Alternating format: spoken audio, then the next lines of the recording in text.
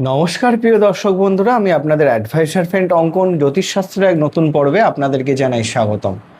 আমি আপনাদেরকে বলেছিলাম যে আমাদের খুবই গুরুত্বপূর্ণ একটি ভিডিও আসবে, যেটা নিয়ে আলোচনা করলে আপনাদের কাছে অনেকগুলো বিষয় ক্লিয়ার হয়ে যাবে। সেটা হচ্ছে আমাদের জন্মকালীন জন্মছকে লগ্ন সাপেক্ষে বাদক গ্রহ কোনগুলো এবং কেন তারা বাদক ভূমিকা পালন করে থাকে, এবং এই বাদক গ্রহের নেগেটিভিটির জন্য আমাদের জীবনে কি কি সমস্যা আসতে পারে, এবং এই বাদক গ্রহগুলোর প্রতিকার কিভাবে করা যেতে পারে, এই প্রত্যেকটা বিষয় নিয়ে কিন্তু বিস্তারিতভাবে আলোচনা হবে আজকের ভিডিওর মাধ্যমে। তো সর্বপ্রথম একটা বিষয় আমি ক্লিয়ার করে রাখতে চাইছি, যারা আমার আগের ভিডিওগুলো দেখেননি, মানে আজকে কিন্তু আমাদের যে নির্ণয়টা হবে বাদক গ্রহ, সেটা কিন্তু শুধুমাত্র লগ্ন সাপেক্ষে নয়, চর লগ্ন, স্থির লগ্ন এবং দ্বিস্বভাব লগ্ন সাপেক্ষে। এইগুলো কিন্তু আমার কোনো সূত্র নয়, এগুলো জ্যোতিষশাস্ত্রের কিন্তু সবকটাই সূত্র থেকে নেওয়া। তো সেই হিসাবে আমি সবাইকে রিকোয়েস্ট করব, আগের 3টি ভিডিও আপনারা পরস্পর দেখে আসুন, দেখে সেই ভিডিওটা দেখলে আপনাদের কাছে বিষয়টা বুঝতে ভীষণ সুবিধা হবে। তো ভিডিও শুরু করবার পূর্বে আপনাদের কাছে একটাই অনুরোধ, আপনাদের যাদের আমার ভিডিও ভালো লাগছে তারা অবশ্যই চ্যানেলটিকে সাবস্ক্রাইব করুন, এবং যারা আমার সাথে যোগাযোগ করতে চাইছেন স্ক্রিনে দেওয়া নাম্বারে হোয়াটসঅ্যাপ মেসেজের মাধ্যমে যোগাযোগ করতে পারেন। তো আসুন শুরু করা যাক।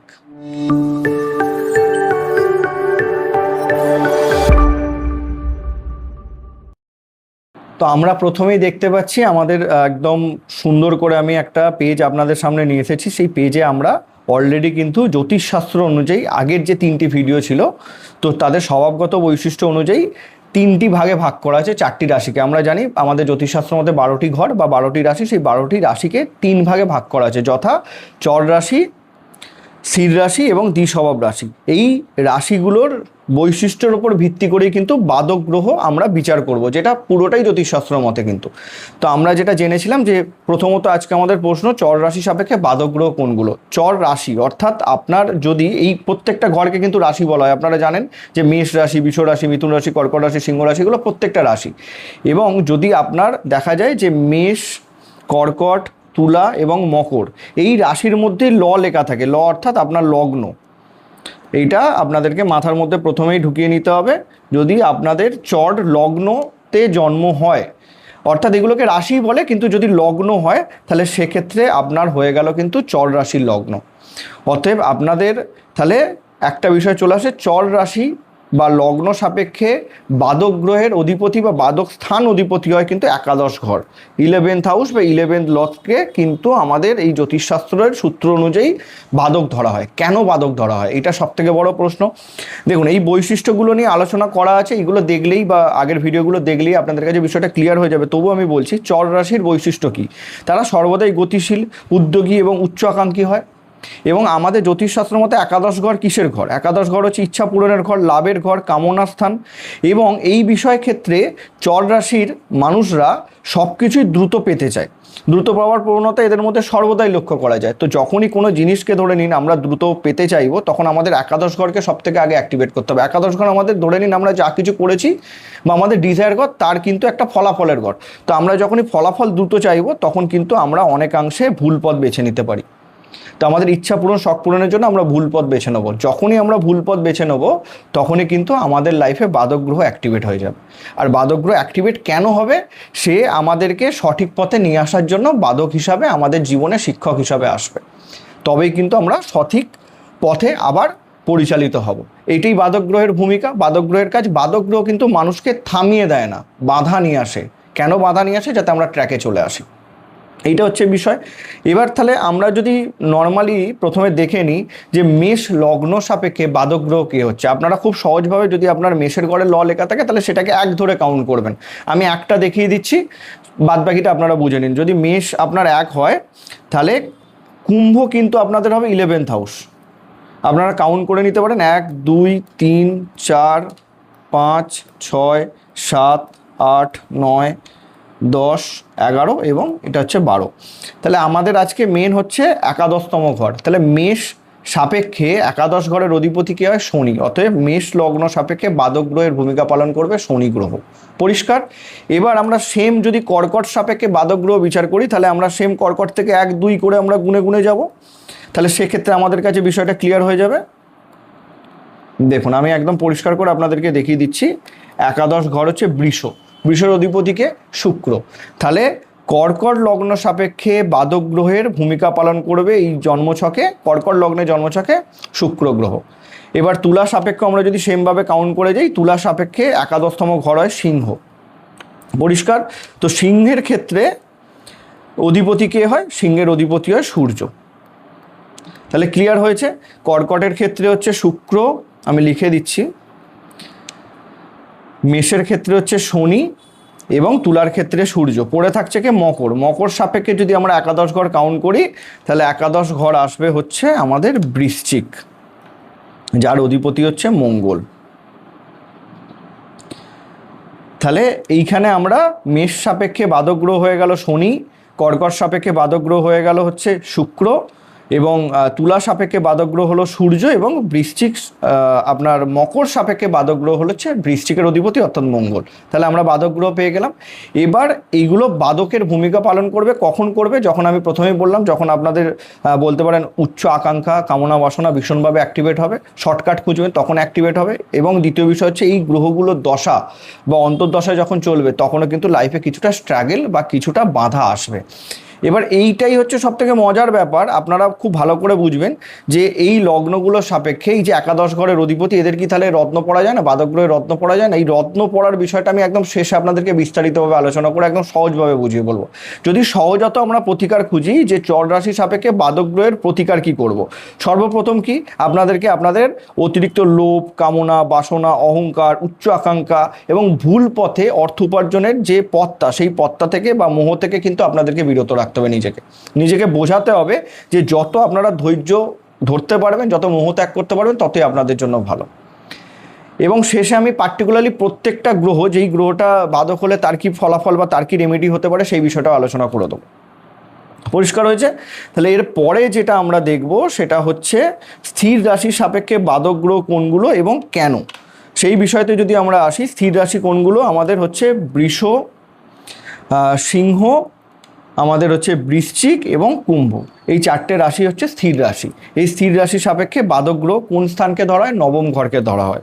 নবম স্থানকে বা নবম স্থানের অধিপতিকে বাদক গ্রহ হিসাবে ধরা হয়। কেন নবম ঘরের অধিপতিকে বাদক গ্রহ হিসাবে ধরা হয়?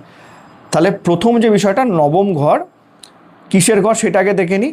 স্থির রাশি, স্থির রাশির যদি আমরা বৈশিষ্ট্য দেখি, এরা কিন্তু সর্বদাই নিজের মতামতকে সর্বদা প্রাধান্য দিয়ে চলতে পছন্দ করে, কিছুটা একগুঁয়ে স্বভাবের হয়ে থাকে, কিছুটা বলা যেতে পারে যে নিজে ঠিক, বাদবাকিদের বলা যেতে পারে যে কথাবার্তা, বা এরা কিন্তু বাদবাকি মানুষের, ধরে নিন যেটা ন্যাচারালি আমরা প্রত্যেকটা মানুষেরই উচিত যে ওপিনিয়ন নেওয়া, সেই ওপিনিয়নটা এরা নিতে পছন্দ করে না, যেটা নিজে ঠিক মনে করবে সেটাই ঠিক। তো এই ক্ষেত্রে জ্যোতিষশাস্ত্র আমাদের নবম ঘর থেকে কি দেখা হয়? নবম ঘর আমাদের কিন্তু সর্বদাই ধর্মের ঘর, ভাগ্যের ঘর, গুরুর ঘর, আমাদের উচ্চ শিক্ষার ঘর বা উচ্চ বলা যেতে পারে সংস্কারের ঘর। তাহলে যখনই আমরা নিজেদের মতামতকে প্রাধান্য দিয়ে চলতে সর্বদা পছন্দ করব, তার মানে কি আমরা আমাদের গুরুজনের কথাবার্তাকে অনেক সময়তেই অবমাননা করব এবং তার সাথে তাদের মতামতকে সেইভাবে প্রাধান্য দেবো না। তো যখনই আমরা এই অ্যাঙ্গেল থেকে হয়তো কোনো অংশে সেটাকে বলা যেতে পারে অপমান করাও হয়ে যায় অনেকাংশে। এরা কিন্তু কারোর মতকে প্রাধান্য দিতে পছন্দ করে না, নিজে যেটা ঠিক সেটাই ঠিক। তো যখনই এরম ধরনের মেন্টালিটি এদের মধ্যে অ্যাক্টিভেট হয়, তখনই কিন্তু এদের নবম ঘর বাদক ভূমিকা পালন করা শুরু করে দেয়। নবম ঘর আমাদের যেহেতু ধর্মের ঘর, ভাগ্যের ঘর, তখন ভাগ্যের সাপোর্ট এরা পেতে পারে না, তখন জীবনে সংঘর্ষ চলে আসা। এটাই হচ্ছে এদের বাদক ঘরের অ্যাক্টিভিটিস। তাহলে এই ক্ষেত্রে আমরা যদি দেখে নিই যে বৃষ লগ্ন সাপেক্ষে সিংহ লগ্ন, বৃশ্চিক লগ্ন, কুম্ভ লগ্ন সাপেক্ষে বাদক ঘরের অধিপতি কে হচ্ছে, ভালো করে বুঝবেন। বৃষ লগ্ন সাপেক্ষে আমরা নবম ঘর কাউন্ট করে নেবো, 1 2 3, সুন্দর করে বুঝবেন, 5 6 7 8 9, নবম ঘর হচ্ছে বাদক, মকর অর্থাৎ শনি হচ্ছে বৃষ লগ্ন সাপেক্ষে বাদক ভূমিকা পালন করে।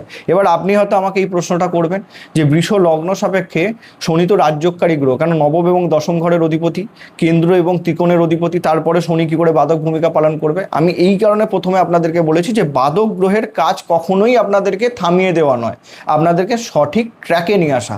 আপনার যে সব থেকে কাছের মানুষ হবে, সে সর্বদাই চাইবে যে আপনি সৎপথে চলুন। ততএব শনি এখানে নবম ঘর এবং দশম ঘরের অধিপতি হয়ে আপনাদেরকে কিন্তু আপনার ভাগ্য এবং ধর্মের প্রতি আস্থা নিয়ে চলার সর্বোচ্চ রূপে পথ খুলে দেবে। তখনই খুলবে যখন আপনার দেয়ালে পিঠ ঠেকবে। তো সেই কারণের জন্য শনি এখানে কিছুটা নেগেটিভ ইম্প্যাক্ট ফেলতে পারে। তো এইগুলো হচ্ছে আপনাদেরকে সহজভাবে বুঝতে হবে। এবার আমরা যদি দেখি সিংহ সাপেক্ষে, তো সিংহ সাপেক্ষে বাদক গ্রহ নবম ঘরের অধিপতি হয় কিন্তু মেষ, নবম ঘর মেষ, যার অধিপতি হচ্ছে মঙ্গল। এক্ষেত্রেও সেম, মঙ্গলও কিন্তু আমাদের এই সিংহ লগ্ন সাপেক্ষে সর্বোচ্চ রাজ্যকারী গ্রহ, চতুর্থপতি এবং নবমপতি। এবার তার পরবর্তী যদি আমরা দেখি বৃশ্চিক, তো বৃশ্চিক সাপেক্ষে নবম ঘরের অধিপতি কিন্তু হয় চন্দ্র। নবম ঘর হচ্ছে কিন্তু আমাদের কর্কট রাশি। আমি আপনাদেরকে একদম সহজভাবে বুঝিয়ে দিচ্ছি, এগুলো লেখা থাকার জন্য হয়তো আপনাদের বুঝতে অসুবিধা হচ্ছে। তো এইখানে আমরা সিংহ সাপেক্ষে পেয়ে যাচ্ছি বাদক গ্রহকে মঙ্গল, আর বৃশ্চিক সাপেক্ষে পেয়ে যাচ্ছি হচ্ছে নবম ঘর হচ্ছে চন্দ্র। তাহলে এইখানেও কিন্তু ভাগ্যের অধিপতি হয়ে চন্দ্র বাদক ভূমিকা পালন করবে। আর এক্ষেত্রে আমাদের কুম্ভ সাপেক্ষে নবম ঘর কী হয়? নবম ঘর হচ্ছে তুলা, যার অধিপতি হয় হচ্ছে শুক্র। বুঝতে পারছেন? আপনারা পেয়ে গেলাম তাহলে খুব সহজভাবে যে আমাদের বাদক ঘর মানে বাদক ঘরের অধিপতি কে, সেটা আমরা খুব সহজভাবে বুঝতে পারবো। বৃষ সাপেক্ষে হয়ে যাচ্ছে শনি, এখানে আমাদের সিংহ সাপেক্ষে হয়ে যাচ্ছে মঙ্গল, আমাদের এখানে বৃশ্চিক সাপেক্ষে হয়ে যাচ্ছে হচ্ছে চন্দ্র, এবং আমাদের কিন্তু কুম্ভ সাপেক্ষে হয়ে যাচ্ছে শুক্র। পরিষ্কার হয়েছে? তাহলে এবার এই সকল প্রত্যেকটা গ্রহ নবম গ্রহ অর্থাৎ শুভ গ্রহ, তারপরে এরা বাদক ভূমিকা পালন করবে। কেন? তখনই পালন করবে যখন এই সকল মানুষরা এদের নিজেদের একগ্রহমী অহংবোধ থেকে যতক্ষণ না ত্যাগ করবে, তখন ক্ষেত্রে এরা কিন্তু বাদক ভূমিকা পালন করবে। এছাড়াও এদের দশা অন্তর্দশাতেও কিছুটা আপনাদেরকে সঠিক ট্র্যাকে নিয়ে আসার জন্য এরা কিছুটা বাদক ভূমিকা পালন করে থাকবে। তো এই সকল মানুষের প্রতিকার কি? সব থেকে আগে যেটা আপনাদের প্রতিকার করা উচিত, আপনাদের যারা গুরুজন আছে, যারা শিক্ষক আছে, যারা আপনাদের বলতে পারেন উইল উইজার আছে, তাদের কিন্তু সর্বদাই মতামতটাকে প্রাধান্য দিন, গুরুজনদের সম্মান দিন, তাদের আশীর্বাদ নিন, তার সর্বদা ধর্মের পথে চলার চিন্তা ভাবনা করুন। ধর্মটাকে প্রাধান্য দিয়ে বা ধর্মের প্রতি বিশ্বাস রেখে এগোতে পারলে সেক্ষেত্রে কিন্তু এই বাদক গ্রহের বাদক যে ভূমিকাটা বা নেগেটিভিটিটা সেটা কিন্তু অনেকাংশে কেটে যাবে। এই বিষয়গুলো কিন্তু আপনাদেরকে সর্বদা মাথায় রেখে চলতে হবে, নাহলেই কিন্তু লাইফে সমস্যা সংঘর্ষ কিন্তু আসতে থাকবে। পরিষ্কার? এর শেষ হচ্ছে আমাদের দ্বিস্বভাব রাশি। দ্বিস্বভাব রাশি কোনগুলো? মিথুন, কন্যা, ধনু এবং মীন। এবার দ্বিস্বভাব রাশি সাপেক্ষে বাদক গ্রহ কোনগুলো জানেন? সপ্তম ঘর বা সপ্তম ঘরের অধিপতি। আপনি খুব সহজভাবে বুঝতে পারবেন এগুলোকে কেন তৈরি করা হয়েছে, স্বভাবগত বৈশিষ্ট্যে কেন এরা বাদক হচ্ছে, এগুলো খুব সহজে বুঝতে পারবেন। দেখুন, এইটা হয়তো সব থেকে বোঝার সহজ পথ হবে। দেখুন, এরা যে দ্বিস্বভাব রাশি, এদের সাপেক্ষে সপ্তম ঘরের অধিপতি হয় বাদক। এবার দ্বিস্বভাব রাশির আমরা যদি দেখি, এদের চিন্তাভাবনাটা সর্বদাই কিন্তু পরিবর্তনশীল। এরা কিন্তু বহুত কনফিউশনে ভোগে, সর্বদাই কিন্তু সিদ্ধান্তহীনতায় ভোগে। তো এক্ষেত্রে এরা কী হয়? এরা খুবই মুডি স্বভাবের হয়ে থাকে, যেহেতু দ্বিস্বভাব রাশির মধ্যে এই সকল রাশি বা লগ্ন পড়ে যাচ্ছে। আপনার মিথুন, কন্যা, ধনু বা মীন যে কোনো লগ্ন হতে পারে, সর্বদাই চিন্তাভাবনার মধ্যে পরিবর্তন চলে আসে। যখনই এইরকম ধরনের বিষয় আসবে তখন কিন্তু এরা সর্বদাই এদের যে পার্টনার থাকে, এদের যে বিপরীতে থাকে, বা স্বামী হোক, স্ত্রী হোক, পার্টনার হোক, যাই হোক না কেন, তাদেরকে নিয়েও কনফিউশনে ভোগে। তাদের মতামতটাকেও সেইভাবে এরা কিন্তু সিদ্ধান্তহীনতায় ভুগলেও তাদের মতামত এদের জন্য কিন্তু সর্বদাই শুভ, কিন্তু তবুও তারা তাদের মতামতটাকে সেইভাবে প্রাধান্য দেয় না। শেষে গিয়ে এরা কিন্তু মানতে বাধ্য হয় যে না, তোমার মতামতটাই ঠিক ছিল। যখন মানতে হয় তখনই জানবেন যে তাদের বাদক গ্রহ অ্যাক্টিভেট হয়ে গেছে। বোঝাতে পারলাম? ধরুন সাপোজ আমি আপনাদেরকে বলছি, কোনো মিথুন লগ্ন বা রাশির মানুষের বাদক গ্রহ হবে কিন্তু ধনু সাপেক্ষে বৃহস্পতি। তো এই যে দ্বিস্বাভাবিক রাশির স্বভাব, সেই স্বভাবটাই কিন্তু সর্বদা মুডি হওয়া, চিন্তাভাবনাকে পরিবর্তন করা। সব থেকে বড় বিষয় হচ্ছে এদের কোনো জিনিসকে বেশি দিন ভালো না লাগা। তো যদি এই বিষয়টা সব থেকে বেশি করে উঠে আসে, না হয় ধরে নিন গাড়ি, বাড়ি, আমাদের খেলার জিনিস সব কিছু নয়, খেলনাপাতি সব কিছু আমাদের ভালো নাই লাগতে পারে, কিন্তু কোনো মানুষকে যদি ভালো না লেগে তাকে পরিবর্তন করে ফেলি, তাহলে সেটা তো তার মন নিয়ে খেলা হয়ে যায়, তাই নয় কি? দেখুন, যদি আপনি আপনার পার্টনারকে বেশি দিন ভালো না লেগে তাকে চেঞ্জ করে বা তাকে অবমাননা করে তাকে অপমান করতে থাকেন এবং ধরুন অন্য সম্পর্কে জড়িয়ে পড়েন, তখনই কিন্তু আপনাদের লাইফে হয়ে যায় সপ্তম ঘর অ্যাক্টিভেট, তখনই হয়ে যায় বাদক গ্রহ আপনার জন্মছকে অ্যাক্টিভেট হয়ে গেল। বুঝতে পারছেন? এইটা হচ্ছে দ্বিস্বাভাবিক রাশির ক্ষেত্রে একটা গুণ, যে এরা কিন্তু সর্বদাই নিজের সম্পর্ক বা পার্টনারকে কিছুটা হলেও ডাউন বা অবমাননা করতে পছন্দ করে। সেই জন্যই কিন্তু এই সকল রাশি বা লগ্ন সাপেক্ষে সপ্তম ঘরের অধিপতি হয় বাদক। তো আমি এটা আগে দেখিয়ে দিই, মিথুন সাপেক্ষে বাদক গ্রহ কে হয়? সপ্তম ঘর হচ্ছে ধনু অর্থাৎ বৃহস্পতি। কন্যা সাপেক্ষে সপ্তম ঘর হচ্ছে মীন, বৃহস্পতি। এবং সেম দেখুন, ধনু সাপেক্ষে সপ্তম ঘর হচ্ছে মিথুন, বুধ গ্রহ। এবং আমরা মীন সাপেক্ষে যদি দেখি সপ্তম ঘর হচ্ছে কন্যা, যার অধিপতি হচ্ছে বুধ গ্রহ। তাহলে এদের কিন্তু প্রত্যেকেরই সপ্তম ঘর হচ্ছে অ্যাক্টিভেটর, মানে বাধক গ্রহর ভূমিকা পালন করে থাকবে। এই সকল মানুষের সাধারণ প্রতিকার কি থাকবে? সর্বদাই সব থেকে আগে নিজের পার্টনারের প্রতি, নিজের স্বামী স্ত্রীর প্রতি লয়াল থাকতে হবে। প্রথম পয়েন্ট, যে কোনো অংশীদারি বিজনেসের সাথে যুক্ত আছেন সেইখানেও আপনার পার্টনারের সাথে লয়াল থাকতে হবে, তাদের মতামতকে প্রাধান্য দিতে হবে, তাদেরকে নিয়ে চলতে হবে। তাদেরকে অপমান করলেই আপনার লাইফে প্রবলেম শুরু হয়ে যাবে। তাদেরকে যত সাপোর্ট দেবেন তত আপনার লাইফে গ্রোথ বাড়বে। বেশিরভাগ ক্ষেত্রে এটা দেখবেন আপনারা যে মিথুন লগ্ন, কন্যা লগ্ন, ধনু লগ্ন, মীন লগ্ন, এদের বিবাহের পরে জীবনে উন্নতি হয়েছে। তখনই উন্নতি হয়েছে এরা যখন নিজের পার্টনারকে ভীষণ সাপোর্ট দিয়েছে, পার্টনারশিপ বিজনেস করে এরা জীবনে উন্নতি পেয়েছে। যখনই এরা এই পার্টনারশিপ বিজনেস করে নিজের পার্টনারকে নিজের সব থেকে মানে কাছের মানুষ বা সব থেকে রেসপেক্ট করেছে, এরা জীবনে উন্নতি পেয়েছে। তো এই বিষয়গুলো আপনাদেরকে মেনটেন করতে হবে, তবে গিয়ে কিন্তু এই বাধক গ্রহ এর নেগেটিভ ইম্প্যাক্ট কিন্তু কাটবে। এবার যেটা সব থেকে বড় প্রশ্ন আপনাদের মাথায় আসতে পারে যে তাহলে কি বাধক গ্রহের রত্ন পড়া যাবে না? কেন, হয়তো ন্যাচারালি আমরা যদি দেখি কোনো অংশে বাধক আর মারক তার যেটা তুলনা সেটা আলাদা, যে মারক গ্রহের রত্ন পড়তে নেই। এবার মারক গ্রহের রত্ন পড়তে নেই এটা আমরা মেনে নিলাম, ষষ্ঠ অষ্টম দ্বাদশ ঘরের অধিপতি রত্ন পড়তে নেই। দেখুন, প্রথমে একটা বিষয় খুব ক্লিয়ার করে দিই, এই যে রত্ন নিয়ে অনেক ভিডিও আমি দেখেছি, অনেক জ্যোতিষীকে দেখেছি যে আপনার এই রাশি এই রত্ন পড়ে নিন, আপনার এই লগ্নে এই রত্ন পড়ে নিন। সব থেকে আগে একটা বিষয়, রত্ন ধারণ করানো এতটা সহজ নয়। প্রথমেই মাথার মধ্যে ঢুকে নিন, একটা রত্নের নেগেটিভ এবং পজিটিভ দুটো গুণই কাজ করে। অতএব এই যে মুড়কি মুড়ির মতো আপনি দেখে নিলেন আপনার কুম্ভ রাশি আপনি এমিথিস পড়ে নিন, আপনার মিথুন রাশি আপনি পান্না পড়ে নিন, এই চিন্তাভাবনাগুলো থেকে আগে বেরিয়ে আসতে হবে। তবে এই সকল প্রত্যেকটা অ্যাড হচ্ছে স্টোন বিক্রি করার উদ্দেশ্য নিয়ে, পরিষ্কার করে আপনাদেরকে বলে দিচ্ছি। তবে ব্যাপারটা হচ্ছে একটাই মাত্র গ্রহ যার রত্ন আপনারা 99% ক্ষেত্রে পড়তে পারেন, যেটা আমি সর্বদা বলে থাকি, সেটা হচ্ছে আপনাদের লগ্নাধিপতি। সে যেই অবস্থাতেই বসে থাকুক, সেক্ষেত্রেও এই যে 99% মানে কি, যদি নিচস্থ থাকে বা খুব নেগেটিভ ঘরে বসে থাকে সেক্ষেত্রে নাও পড়ানো যেতে পারে, সেটা খুব কম ক্ষেত্রে। বাদ বাকি প্রত্যেকটা গ্রহের রত্নের জন্য, সে আপনার মারক হোক, বাদক হোক, মিত্র হোক, পরম মিত্র হোক বা কারক হোক, দেখে পড়তে হবে রত্ন আপনাদেরকে। পরিষ্কার হয়েছে? দ্বিতীয় বিষয় হচ্ছে কি, যে বাধক গ্রহের রত্ন কি পড়া যায় না? হ্যাঁ, অবশ্যই পড়া যায়। কেননা আপনারা যদি দেখেন স্থির রাশি যারা বাধক গ্রহ তারা প্রত্যেকে কিন্তু তার জন্য রাজ্যকারী গ্রহ। তাহলে রাজ্যকারী রত্ন যদি সেই গ্রহটা দুর্বল থাকে আমাদের জন্মছকে, তাহলে তার রত্ন যদি না পড়ি, তাকে যদি অ্যাক্টিভেট না করা যায়, তাহলে তো জীবনে সেইভাবে সাপোর্ট পাওয়া যাবে না।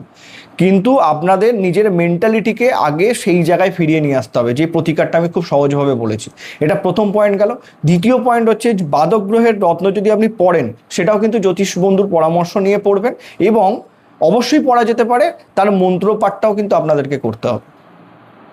যদি আমরা স্থির রাশি সাপেক্ষে দেখি তাহলে সেক্ষেত্রে রত্ন পড়ানো যেতে পারে, কিন্তু তার মন্ত্রপাঠও আপনাদেরকে করতে হবে। এবং যদি আমরা চর রাশি সাপেক্ষে দেখি, চর রাশি সাপেক্ষে আপনি যদি দেখেন এটা মারক আর বাধক প্রায় একই গ্রহ হয়ে যায়, সেক্ষেত্রে কিন্তু আপনারা রত্ন না পড়ে সেই গ্রহটার আপনারা মন্ত্রপাঠ করুন, বা সেই গ্রহটার অধিপতি ভগবানের আরাধনা করুন, বা সেই গ্রহটার জন্য দান করুন, সেটা আপনাদের জন্য বেশি ভালো কাজ করবে। আর দ্বিস্বভাব রাশির ক্ষেত্রেও সেম বিষয়, তার জন্য মন্ত্রপাঠ করুন, দান করবার দরকার নেই, মন্ত্রপাঠ করুন, সব থেকে বেশি ভালো কাজ করে। তো এবার যদি আমরা খুব সহজভাবে চলে আসি, যদি আপনার জন্মকালীন জন্মছকে প্রথমত মঙ্গল যদি আপনার বাধক গ্রহ হয়, তাহলে সেক্ষেত্রে আপনারা কি করবেন? সর্বপ্রথম মঙ্গলের প্রণাম মন্ত্র ওং ক্রাং ক্রিং ক্রংশ ভৌমায় নমঃ, এটা 108 বার পাঠ করবেন যদি মঙ্গলের মহাদশা আপনার চলে, আপনার মঙ্গল যদি বাধক গ্রহ হয়ে থাকে। পরিষ্কার হয়েছে? এবং এছাড়া আপনারা মঙ্গলের জন্য হনুমান চালিসা পাঠ করতে পারেন, সেটাও আপনাদের জন্য বাধক যে নেগেটিভিটি সেটা কাটাবে। যদি আপনার জন্মছকে শুক্র বাধক গ্রহ হয়, তাহলে সেক্ষেত্রে কি করবেন? শুক্রের প্রণাম মন্ত্র ওং সিং শুক্রায় নমঃ, এটা রেগুলার 108 বার পাঠ করতে হবে যদি সেই গ্রহটা দশা চলে অবশ্যই। এবং এছাড়া মা দুর্গা বা মা লক্ষ্মীর আরাধনা কিন্তু অবশ্যই আপনাদেরকে করতে হবে সেই সময়টাতে, যেই সময়টাতে দশা বা অন্তর্দশা চলবে। যদি বুধ আপনার জন্মছকে বাধক গ্রহের ভূমিকা পালন করে, তখন কি করবেন? সর্বপ্রথম যেটা বুধের প্রণাম মন্ত্র ওং ব্রাং ব্রিং ব্রংশ বুধায় নমঃ, এটা 108 বার পাঠ করবেন। এবং এর সাথে সাথে আপনারা ভগবান গণেশের আরাধনা করতে পারেন, আপনারা ভগবান বিষ্ণুর আরাধনা করতে পারেন, সবুজ গাছগাছার প্রতি যত্ন নিতে পারেন, তাতেও কিন্তু আপনার বুধ গ্রহের বাধকত্ব কমে যায়। যদি চন্দ্র আপনার জন্মছকে বাধক গ্রহের ভূমিকা পালন করে থাকে, তাহলে সেক্ষেত্রে কি করবেন? চন্দ্রের প্রণাম মন্ত্র ওং এংক্লিন চন্দ্রায় নমঃ, এই মন্ত্রটা রোজ 108 বার পাঠ করবেন। এবং ভগবান শিবের আরাধনা করতে পারেন, ভগবান শ্রী কৃষ্ণের আরাধনা করতে পারেন। এবং সর্বদাই আপনারা মানে মহিলাদেরকে রেসপেক্ট করবেন, মাতৃস্থানীয় মানুষকে রেসপেক্ট করবেন, তাহলেই কিন্তু চন্দ্রের বাধকত্ব কমে যাবে। যদি সূর্য আপনার জন্মছকে বাদক হিসাবে থাকে, তাহলে সেক্ষেত্রে সূর্যের জন্য আপনারা কি করবেন, রেগুলার সকালে উঠে সূর্য প্রণাম করতে পারেন। আপনারা সূর্য প্রণাম মন্ত্র পাঠ করতে পারেন, ওং জবা কুসুম শঙ্কা শঙ্কস্য পেহং মহদ্দিতম ধন্তরিং সর্ব পাপক ধনম পনয়তস্মি দিবাকরম। অথবা আপনারা ওং ঘৃণী সূর্যায় নমঃ 108 বার রেগুলার সকালে উঠে পাঠ করতে পারেন। যদি সূর্যের মহাদশা চলে, আপনার বাদক গ্রহ হয়ে যদি সূর্যের মহাদশা চলে, তাহলে সেক্ষেত্রেই আপনার হয়ে যাবে। বা ভগবান শ্রী কৃষ্ণের অষ্টতর শতনাম শুনতে পারেন, সেক্ষেত্রেও আপনার সূর্যের বাদকত্ব কমে যায়। আচ্ছা, এরপরে যদি আপনার জন্মছকে বৃহস্পতি বাদক গ্রহ হয়, তাহলে বৃহস্পতির প্রণাম মন্ত্র ওং ব্রিং বৃহস্পতায় নমঃ, এটা রোজ 108 বার পাঠ করতে পারেন। অথবা ভগবান শ্রী বিষ্ণুর আরাধনা করতে পারেন। এইখানেও আপনি ভগবান শ্রী বিষ্ণুর অষ্টতর শতনাম শুনলেও সেক্ষেত্রে বাদকের নেগেটিভিটি কেটে যাবে। এবং সর্বদাই আপনাদেরকে বলেছি যে আপনাদের পার্টনারদেরকে প্রাধান্য দেবেন, সেক্ষেত্রেও নেগেটিভিটি কেটে যাবে। শনি যদি আপনার বাদক গ্রহ হয়, তাহলে শনির প্রণাম মন্ত্র ওং শ্রী শনিশ্চরায় নমঃ 108 বার পাঠ করতে পারেন। মা দক্ষিণাকালীর আরাধনা করতে পারেন, ভীষণ ভালো সাপোর্ট পাওয়া যায়। এবং এর সাথে সাথে কিন্তু আপনারা সর্বদাই সৎপথে চলার চেষ্টা করুন, তবেই কিন্তু শনির এই বাদকত্ব আপনাদেরকে নেগেটিভিটি থেকে রক্ষা করবে। আর দানের ক্ষেত্রে আমি সর্বদাই বলবো যে দান আপনারা করার থেকে অনেক বেটার হচ্ছে মন্ত্রপাঠ করা। নাহলে আমি দানটা নিয়েও আপনাদেরকে বলতাম, দানের থেকে অনেক ভালো কাজ করে কিন্তু মন্ত্রপাঠ। এইটা আপনারা কন্টিনিউ করতে থাকলে দেখবেন এই বাদকত্ব আপনাদেরকে সঠিক পথে নিয়ে আসছে। এইটাই হচ্ছে এদের কাজ। এদের কাজ কখনোই নয় আপনাদেরকে থামিয়ে দেওয়া। তো এই গ্রহটা যখনই অ্যাক্টিভেট হচ্ছে, তখন এই মন্ত্রগুলো পাঠ করুন, আপনারা সঠিক পথে এমনি চলে আসবেন, দেখবেন আপনাদের সব সমস্যা কেটে গেছে। তো এই ছিল আজকে আমাদের জন্মছকে লগ্ন সাপেক্ষে বাদক গ্রহ কোনটি এবং তার ভূমিকা কি আমাদের জন্মছক অনুযায়ী। আশা করি আপনাদেরকে বোঝাতে পেরেছি। ভিডিওটা ভালো লাগলে ভিডিওতে লাইক দিয়ে আমাকে মোটিভেট করবেন এবং পরিবার পরিজনদের সাথে শেয়ার করবেন। দেখা হচ্ছে পরবর্তী ভিডিওতে। সবাই ভালো থাকবেন। নমস্কার।